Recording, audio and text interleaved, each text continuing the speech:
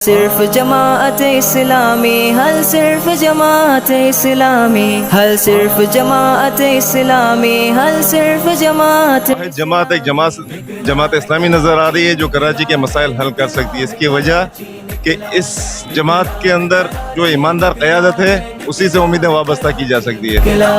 हक लेने अपना निकला है, हक लेने इसलिए लोगों को इस बात को समझना चाहिए कि इलेक्ट्रिक के खिलाफ ये जंग जमात इस्लामी ने लड़ी है, सड़कों पे लड़ी है, शेल खाए हैं, गोलियां खाई हैं, हमें जेल में डाला गया है, घरों में बंद किया गया है।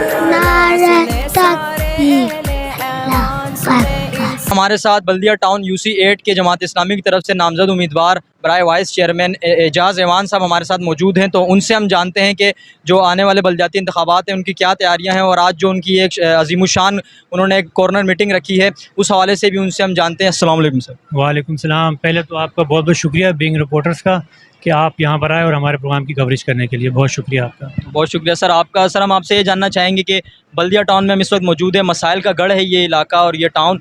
तो जमात इस्लामी जो है वो हक दो कराची के नाम जो स्लोगन से इलेक्शन में इस बार आ रही है, तो किस तरह आप बल्दिया टाउन को हक दिला सकते हैं? आप आवाम को क्या किस तरह कहेंगे कि आप उनको हक दिला सकते हैं? पहली बात तो ये है कि जैसे आपने जिक्र किया कि ये मसाइल का गढ़ है, तो ये दुनिया को पता है मसाइल का गढ़ है, लेकिन ये लोगों को ये समझाना है कि मसाइल का गढ़ ये क्यों बना है। 17 साल कबल नेमतुल्लाह एडवोकेट ख़ान साहब ये छोड़ कर गए थे मेयरशिप में, उन्होंने जो काम कराए और जितने काम कराए दुनिया ने देखे किस तरीके से कराए। आपका सवालों के दोनों जवाब इसमें आ जाते हैं कि हम किस तरीके से काम कराएंगे।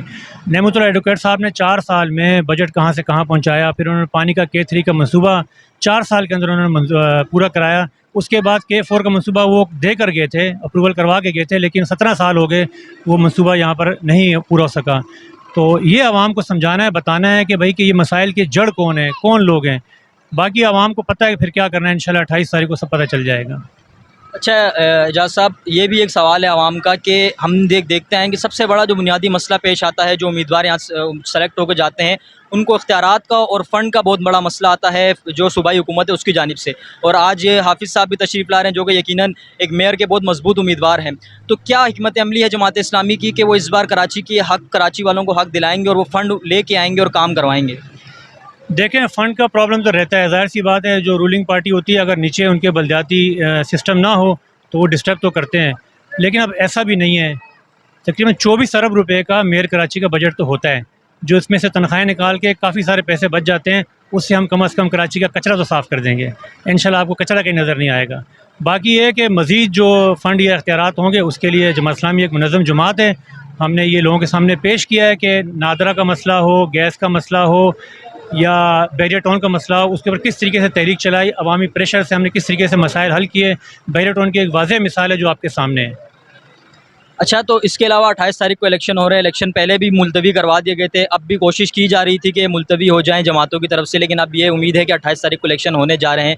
तो आप इसमें ये क्या कहेंगे कि जमात इस्लामी को इस बार कराची से मैंडेट मिलेगा, आवाम वोट देगी उनको? क्या उम्मीदें हैं आपको कराची की आवाम से? जी बिल्कुल उम्मीद है, क्योंकि आवाम 30-35 सालों में बार बार उन लोगों को ला के उन्होंने देख लिया है, और हम जो कैंपेन के लिए निकलते हैं तो लोगों को रिस्पांस जो मिलता है, जो उनकी बॉडी लैंग्वेज है, जो उनसे मुलाकातें होती हैं, उससे समझ में आ रहा है। और हाफिज़ नईम साहब 7 साल से जो है हक दो कराची की तहरीक चला रहे हैं, उसका एक तसलसल है, उससे भी हमें नज़र आया है। और इसकी वाज़ेह मिसाल आप हमारे प्रोग्रामात देख सकते हैं कि आवाम हमारे साथ है। इंशाअल्लाह आवाम की भरपूर जो हमायत से ये 28 अगस्त को मेयर कराची बनेंगे, और आगे भी अगर हमें मसाइल पेश आएंगे तो ये आवाम हमारी पुश्तिबान बनेगी इंशाअल्लाह। तो वाइस चेयरमैन साहब हमारे साथ मौजूद थे। यकीनन इनका जज्बा भी दीदनी है और इनको उम्मीद है कि इस बार कराची की आवाम जमात इस्लामी को एक भारी मैंडेट से जिताएगी और वो कराची के मसाइल भी हल कर सकते हैं। आवाम भी इस वक्त यहाँ बड़ी तादाद में मौजूद है, कारकुनान मौजूद हैं, हाफिज़ साहब का इंतज़ार कर रहे हैं। उनसे भी जानेंगे कि वो इस बार उनको क्या उम्मीदें हैं जमात इस्लामी से कि जमात इस्लामी उनके मसले हल कर सकेगी। तो आवाम की जानिब भी चलते हैं और कारकुनान से भी बात करते हैं।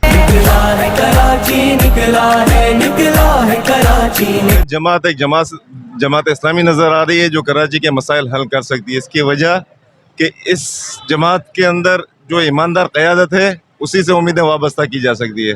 बाकी दूसरी जमातों के अंदर तो चोर डाकू लुटेरे सारे ही हैं, और इन्होंने कराची को सिर्फ लूटा ही है। इन्होंने कभी कराची के वोट की कभी कोई खिदमत नहीं की है। कराची में वोट इन्होंने लिए, भरपूर अक्सरियत से कामयाब हुए हैं। जैसे MQM है, जैसे पीपल्स पार्टी है, इनके हाथ में तकरीबन गुज़िस्ता 30 बरसों से कराची का इक़्तिदार है। रहमतुल्लाह खान साहब के बाद इन्होंने कोई खिदमत कराची की नहीं की है, लेकिन उम्मीद यही है कि इंशाअल्लाह हाफिज़ नईम उर रहमान जो हैं वो रहमतुल्लाह खान साहब के जानशीन साबित होंगे इंशाअल्लाह।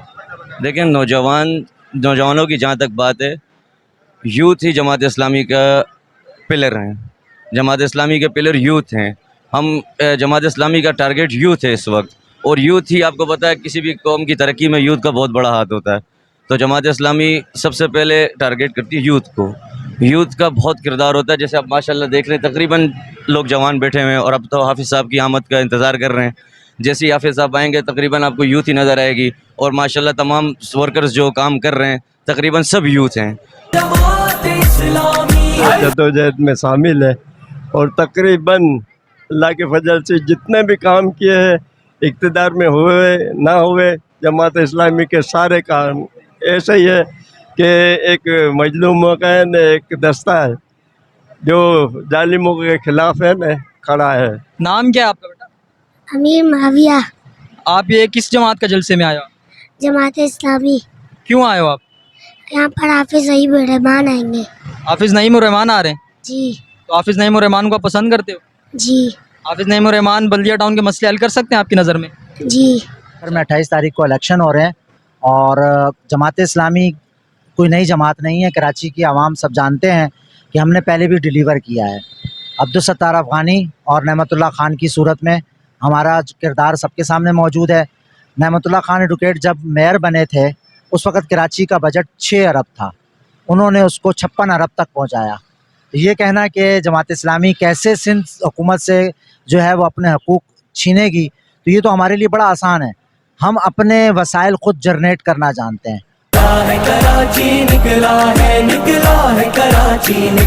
हमारे साथ इस वक्त मौजूद है मोहम्मद परवेज़ साहब, जो कि इसी UC8 से जो है जमात इस्लामी की जानिब से कौंसलर के उम्मीदवार भी हैं। तो उनसे जानते हैं इस बार कि उनकी क्या हिकमत अमली है कि वो इस इलाके के मसाइल हल कर सकते हैं। अस्सलाम वालेकुम। वालेकुम सलाम। सर, आपका क्या हिकमत अमली है कि आप इस बार बल्दिया टाउन के मसले हल कर सकते हैं? किस हिकमत अमली के तहत आप चल रहे हैं, और बल्दिया टाउन के जो बुनियादी पानी का मसला है और दीगर मसाइल हैं वो किस तरह हल करेगी जमात इस्लामी? जी, आपको जैसे को पता है कि पहले भी जमात इस्लामी ने ही मसाइल हल किए बल्दिया के क्या पूरी कराची के। उससे पहले हाफिज़ साहब से पहले जो ना अपना नेमतुल्लाह साहब थे, और हमारे पास अल्हम्दुलिल्लाह पूरी टीम है जो एक्सपीरियंस भी रखती है इस काम का, और बल्दियात उन्होंने माशाल्लाह से मेरा ख्याल है सबसे बेहतर अंदाज में चलाया है। तो इंशाअल्लाह अज़ीज़ इस दफ़ा इंशाअल्लाह उम्मीद है अल्लाह से कि इंशाअल्लाह हाफिज़ नईम उर रहमान साहब भी इंशाअल्लाह मेयर कराची होंगे। कितनी अज़ियतों का शिकार है, महंगाई और बेरोजगारी है, और इसी तरह लोग जो है वो सड़कों का अज़ाब मिला हुआ है। टूटी हुई सड़कें हैं, गटर के पानी में, गिलासत के ढेरों में इन्होंने हमें रहने पर मजबूर किया है। इन जालिमों ने हमें तालीम से महरूम किया है, सेहत की सहूलतों से महरूम किया है। 300 अरब रुपए का तालीम का बजट है। मुझे एक सरकारी इदारा बता दे जहां आप अपने बच्चों को दाखिल करा सकते हो। क्या निकला है कराची, निकला है, निकला है कराची, निकला है, निकला है कराची, निकला है, निकला है कराची, निकला है। हर सिर्फ जवान